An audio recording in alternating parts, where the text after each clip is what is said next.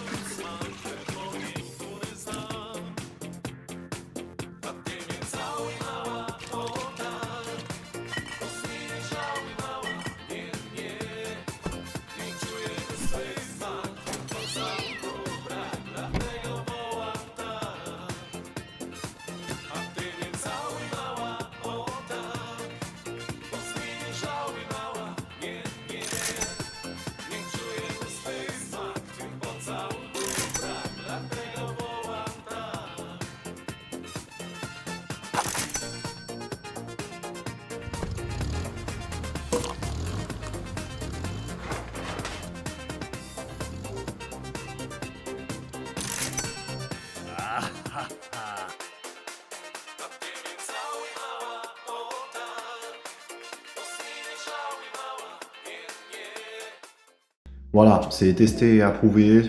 Téléchargez-la, c'est gratuit, c'est une démo, c'est parfait, c'est un petit bijou. C'est fait par une toute petite équipe. Vous allez tout de suite prendre du plaisir, tout de suite vous amuser. Si vous vous demandez pourquoi parfois les jeux de simulation ça attire autant de gens, testez-le. Testez ce petit jeu, tout est cool, tout est what the fuck, il y a plein de trucs marrants, il y a plein d'humour, tout est pris à la dérision au second degré, il y a tous les poncifs poussés au maximum. En fait, c'est une pure merveille. Je dis ça aussi parce qu'ils ont très très bien géré le côté démo, puisqu'en fait, ils ont, à l'instant où on parle, quasi un peu plus d'une semaine après la sortie, 421 évaluations et ils sont en très positif sur Steam. Donc ça veut dire que leur démo, leur lancement et le fait d'avoir mis en place une petite démo, pour eux, c'est vraiment synonyme de réussite. Ce sera surveillé, mais je suis certain que Car Repair, lorsqu'il sera en release, on surveillera très près, mais on va faire un carton. Donc allez-y, testez, approuver, c'était la démo qu'il fallait faire cette semaine. Passons tout de suite à la tendance qui est en train de devenir une tendance très forte, une valeur sûre pour les micro-créateurs, les créateurs de jeux indés et underground. C'est ce que je vais appeler la tendance du placement. Donc tous les jeux de placement. Donc ça peut être parfois des jeux de décoration d'intérieur, de déménagement, de sortie de box et de replacement à l'intérieur d'un nouvel appartement. Donc c'est ce qu'on va catégoriser comme les jeux de placement et c'est une tendance qui est très forte, qui fonctionne très très bien quand c'est fait de manière en plus très technique avec un côté cute, un côté détendant, relaxant, zen, ça marche très bien. Et c'est le cas cette semaine de Urban Jungle. Urban Jungle, c'est ça.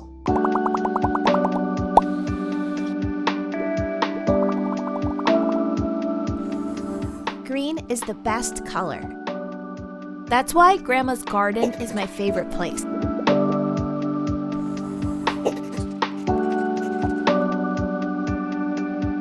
I help care for the flowers, just like my family cares for me.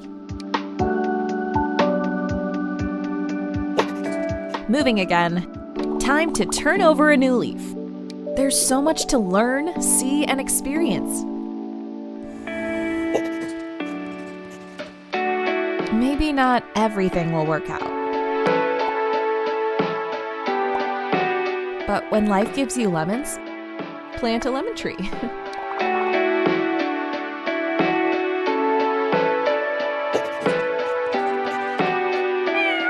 take roots, growing into the life I've built. A partner, kids, and pets.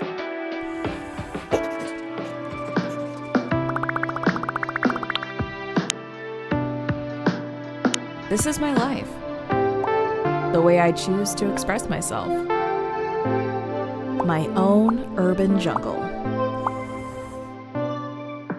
Ok, donc là, superbe, splendide.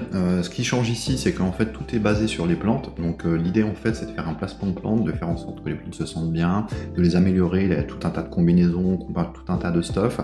Et pour transformer, en fait, les intérieurs en des jungles urbaines. Enfin, c'est un peu le titre du jeu. Mais ça fonctionne très très bien. Ils sont à plus de 200 évaluations positives et ils sont notés en très positif sur Steam. Tout juste à une semaine, je dirais, de leur sortie, donc ça démarre très très fort. Donc ça, c'est vraiment la tendance qui est assez rassurante en fait pour tout le monde. Et cette tendance va être de plus en plus présente. Donc très régulièrement, on a de plus en plus de jeux underground, indé, des petits jeux qui sortent avec cette tendance-là. Donc c'est ce que j'ai appelé moi la tendance du placement. Peut-être qu'on peut donner un terme plus concret, je sais pas. Mais en tout cas, cette tendance, elle est là. C'est le fait de réaménager, redécorer, replacer. Ici, l'axe qui a été pris, c'est l'axe des plantes, mais ça fonctionne très bien, donc allez-y, testez. En plus, Urban Legend possède une démo gratuite, donc vous pouvez aussi télécharger gratuitement la démo et vous faire une petite idée du jeu. Avant de passer à la liste de toutes les sorties intéressantes cette semaine, juste avant, j'injecte une nouvelle petite rubrique que j'ai appelée un peu l'erreur fatale, puisque en fait chaque semaine je sélectionnerai en fait un jeu qui a certainement connu une erreur dans son lancement ou quelque chose qui n'a pas fonctionné et qui expliquerait pourquoi on va se retrouver face à un jeu qui a l'air pas mal, qui est plutôt bien construit, où on a un beau trailer, des beaux screenshots, mais qui n'obtient pas assez de joueurs, ou en tout cas pas assez de notes, ou en tout cas qui passe complètement à côté. Donc c'est pas définitif parce qu'on est juste à une semaine de la sortie, mais aujourd'hui j'ai pris en exemple No More Operator. Donc le trailer c'est ça.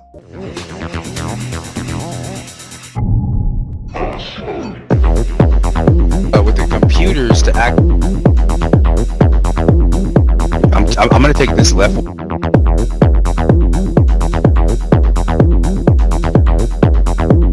Drop something.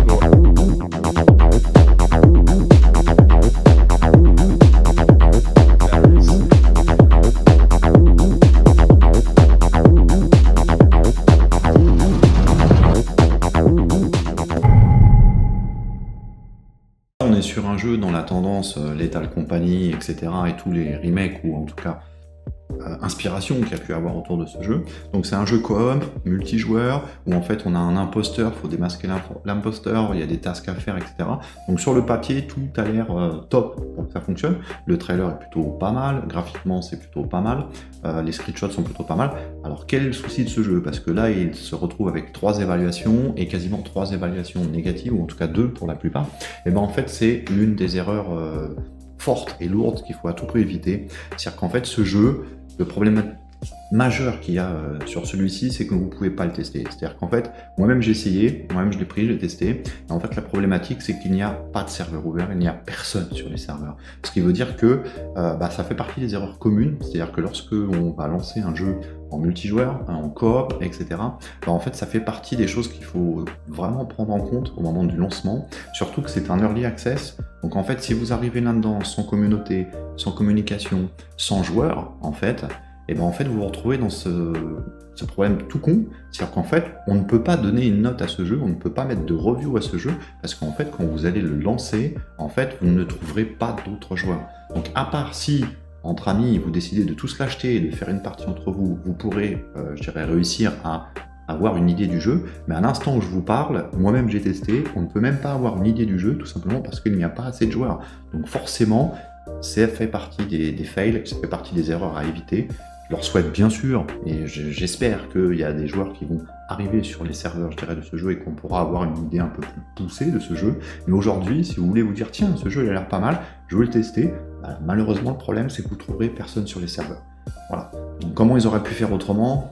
Peut-être créer une communauté, peut-être imaginer que ce problème était un vrai problème à prendre en compte avant de lancer un jeu comme ça, peut-être distribuer une série de clés auprès de streamers, de youtubeurs, je ne sais pas, mais faut essayer en tout cas, quand on lance un jeu multi, totalement inconnu, avec peu de budget, peu de marketing et tout, il faut quand même essayer un minimum de créer une base de joueurs pour qu'au moins, si vous vendez votre jeu, il ne se retrouve pas tout seul. Voilà, c'était un peu l'erreur de la semaine. Je leur souhaite bien sûr tout le bonheur du monde et j'espère que il pourrait y avoir assez de joueurs pour avoir un retour positif ou négatif, ou en tout cas pouvoir tester le jeu. Mais vous voyez, c'est un peu le serpent qui se mord la queue, parce qu'en fait ce jeu, on aimerait bien savoir ce qu'il vaut, mais en fait on ne peut pas savoir puisqu'en fait il n'y a personne sur les serveurs. Très bien, passons tout de suite à la sélection des sorties de la semaine. On va toujours aller des plus petits, les moins accueillis en termes d'évaluation, de review, de trafic, etc., jusqu'aux plus gros. Donc on part de ceux qui ont le moins bien réussi jusqu'à ceux qui ont le plus réussi cette semaine. Bien sûr, quand je dis le moins bien réussi, c'est que ils ont déjà une quantité de review, d'évaluation, de trafic, en tout cas sur leur forum et de popularité qui est intéressante. Donc c'est déjà une victoire pour eux, c'est pas un échec, parce qu'il y a tout un tas de jeux qui sont sortis cette semaine et en fait qui ont eu aucun accueil, aucune review. Donc c'est parti, on commence tout de suite avec un jeu qui nous vient d'Asie, un jeu qui reprend un peu des codes du scroll view, avec un côté un peu graphique, 2D, un peu bricolé, mais ça marche plutôt pas mal, c'est Heaven in Death.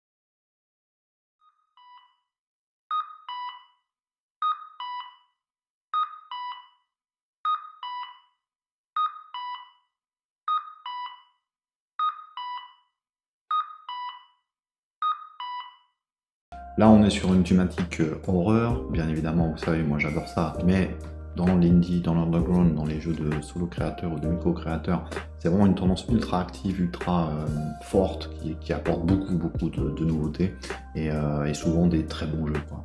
Donc là, on est sur un peu de l'infiltration, un peu horreur, on sent le côté Asie, qui est présent dans les représentations, dans la gestion de l'horreur, etc. Ça fonctionne plutôt bien, il y a 40 évaluations et le jeu est placé en positif. Au bout du semaine, c'était déjà très bien. Donc on suivra l'évolution de Heaven in Death. On reste dans l'horreur, je vous l'ai dit, ce thème il est tout le temps présent. De semaine en semaine, il sera toujours présent, mais c'est une thématique nourricière, en tout cas du jeu indie underground, où là, on va partir sur quelque chose d'un peu plus psychologique, à la première personne. On joue un sculpteur qui se retrouve coincé un peu dans l'atelier, il se passe des phénomènes, très classiques, mais c'est ça l'horreur. C'est parti, ce jeu c'est Chorus of Carcosa. What's going on? Can you tell me where you are? Oh, fuck! They're trying to kill me! You're insane! I need to leave! 911, what's your emergency? He's murdering people!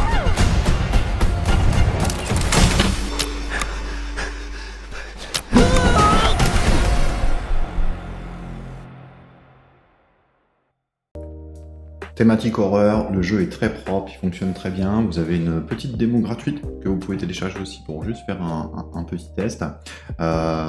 57 évaluations positives, ça démarre bien aussi pour lui au bout d'une semaine. C'est un jeu qui est à 10 €. Donc vraiment là on a quelque chose de très propre, un super bon rapport qualité-prix. Bien sûr c'est de l'horreur, bien sûr il faut aimer cette thématique, mais il rentre dans la sélection de la semaine et il y en aura d'autres, je pense, des jeux d'horreur, et chaque semaine, parce que c'est encore une fois une thématique très forte. Là, on va passer à celui que je mettrai un peu en coup de cœur pour moi de cette semaine. Pourquoi ? Parce que c'est un FPS, avec un style très particulier, c'est un jeu court, il dure à peu près 2 heures. Il y a à la fois un côté shooter, mais à la fois un côté exploration, et c'est une vraie expérience. C'est-à-dire que quand on dit souvent ce qui compte surtout dans le jeu underground, dans le jeu indie, c'est un peu l'expérience. En fait, en jouant à Metal Garden, c'est le jeu qu'on va voir tout de suite, en fait, vous avez une expérience qui est unique, qui est différente, qui correspond à plein de codes qu'on connaît déjà, et franchement, je lui mets mon petit coup de cœur de cette semaine. C'est parti.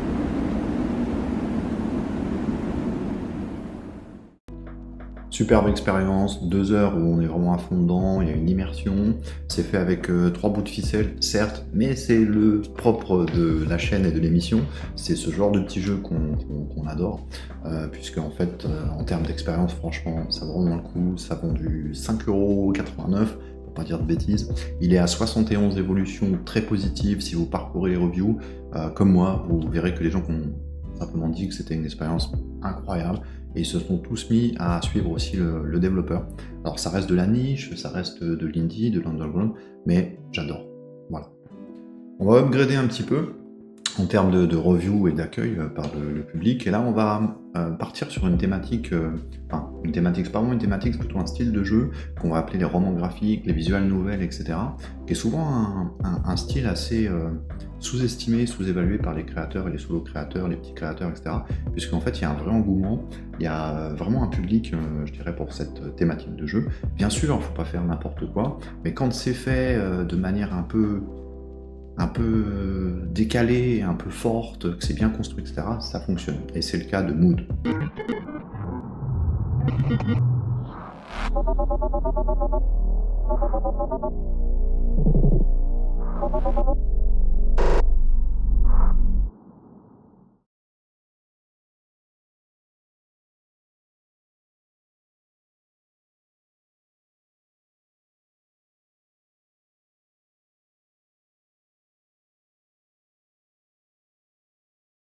Bon, ils ont été assez radins sur le trailer, donc j'étais obligé de rajouter quelques screenshots, mais ça fonctionne quand même très bien, puisque le jeu a 155 évaluations et qu'il est coté en très positif, donc ça vous montre que cette niche, elle fonctionne. Alors je vais pas spoiler, mais il y a beaucoup de côtés obscurs, dark, il y a des grosses surprises aussi, donc je pense que c'est ce qui a fait aussi l'engouement, en tout cas pour les gens qui ont posté des reviews, mais aussi un côté graphique un peu cool, un peu dark, un peu mélangé, donc voilà, ça montre vraiment que cette niche, la visual novel, elle fonctionne très bien, et qu'il y a encore, je dirais, des joueurs et des gens qui adorent en fait cette thématique. Donc c'était Mood. Continuons d'upgrader un peu dans ces sorties.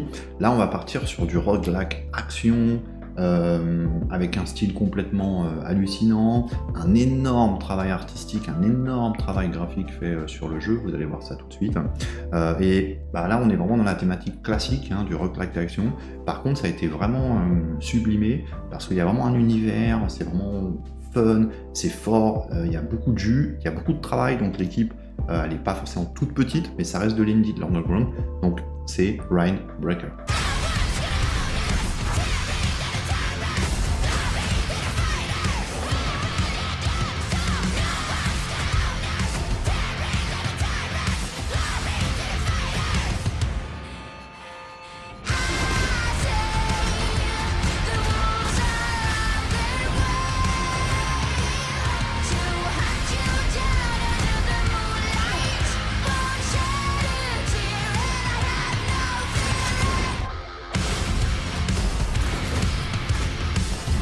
should never have come here, Clef. Who's a good boy? Chaos will reign, and it will be your doing.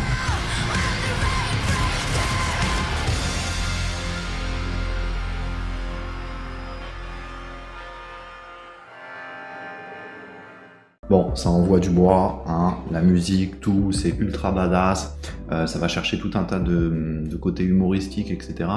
Le jeu est à 161 évaluations, il est coté en très positif. Vous avez une petite démo gratuite aussi, que vous pouvez choper pour le tester. Alors, c'est pas mon coup de cœur de cette semaine, mais c'est mon bonbon de la semaine, on va dire, hein, parce que vous regardez le trailer, vous regardez les screenshots, vous regardez la direction artistique du jeu, vous regardez la page Steam, tout est comme un bonbon, donc on a envie de le manger ce bonbon. On monte un poil au-dessus, avant de dévoiler le grand gagnant, celui qui a tout raflé en termes de jeu underground indie et en termes d'évaluation, de retour joueur, etc. cette semaine. Mais d'abord, là c'est vachement intéressant parce que souvent quand on crée un jeu vidéo ou quand on regarde un petit peu des jeux vidéo indie, etc., il y a des thématiques qui sont tout le temps là. Et si je vous dis par exemple skate, ramasser des choses, des coins sur la route, on pense à tout un tas de jeux, des jeux mobiles, des jeux Steam, des jeux PC, etc. Et on se dit, waouh, c'est ultra saturé et tout. C'est le choix qu'ont choisi de faire en tout cas les développeurs de Stardust Skate, tout simplement, c'est ça.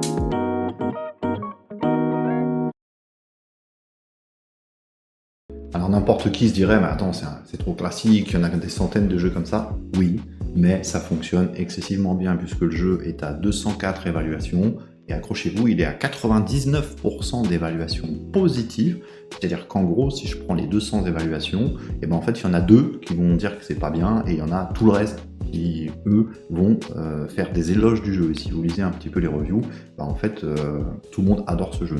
Donc moi, c'est pas ma tasse de thé, mais je trouvais ça super intéressant parce que ces gens ont pris un classique, ultra classique, des mécaniques ultra classiques, ils ont boosté un peu le tout, ils ont mis des graphiques un peu sales, mais on voit que c'est fait exprès, que ça soit un petit peu sale, et en fait, le jeu fonctionne très bien parce qu'en fait, c'est fonctionnel, ça envoie du pâté, c'est rapide, etc. Donc, bravo à eux, comme quoi on peut prendre quelque chose de déjà vu 250 000 fois et que ça marche quand même plutôt très bien.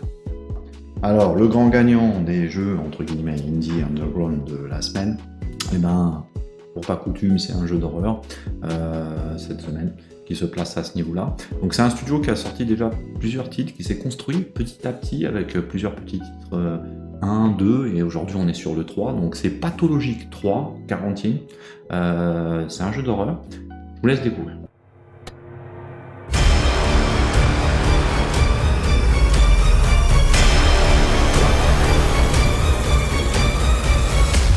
Returned from a hell beyond your darkest nightmares. Let us stay on track, Dankovsky. You abandon everything and rush to a distant town. Yes, to seek an immortal man. He was dead when I arrived.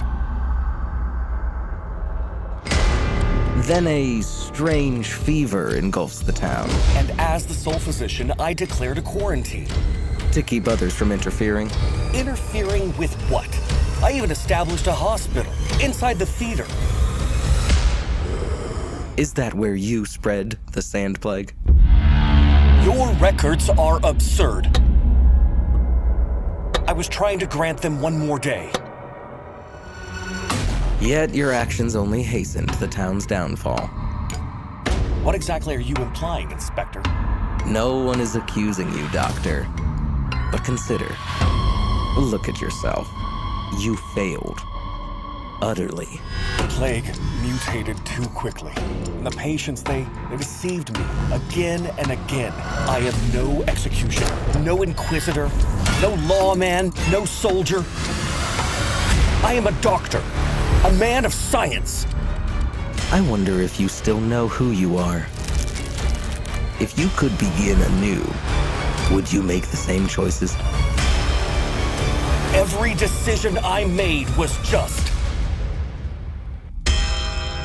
But something I would change.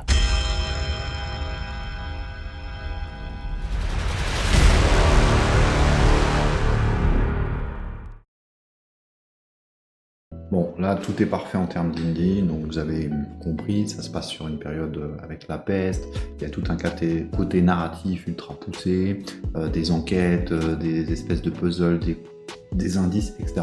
Et le clou du spectacle, c'est que ce que vous venez de voir là, c'est le prologue et il est gratuit. Donc en fait, ils ont fait le choix de diffuser un prologue, donc une première partie, un peu de premier morceau du jeu, de manière totalement gratuite. Et ça marche plutôt bien, parce qu'ils sont à 907 évaluations, ils sont en très positif. Donc il y a un retour très très concret, hein, je dirais, sur cette démo. Et c'est eux qui obtiennent en fait le plus gros ratio sur cette semaine d'évaluation, de bonnes notes, etc. Bien sûr, dans la catégorie indie, jeux underground, etc. Vous savez que sur la chaîne, on est focus, je dirais, sur cette section-là. Et je trouve leur démarche splendide, parfaite. Le prologue a l'air trop cool. Bien sûr, encore une fois, il faut aimer la thématique, l'horreur, etc. Mais ça donne vraiment très très envie. C'était le grand gagnant de cette semaine et c'était le jeu qui a tout cartonné sur son passage, fait par des indies, des underground. Même si les studios avancent, je trouve que leur manière de faire, en tout cas, est plutôt cool et convaincante. Petit bonus de fin pour ce magazine hebdo, un petit jeu repéré sur itch.io gratuit qui reprend les mécaniques de Spy vs Spy et franchement, c'est super cool.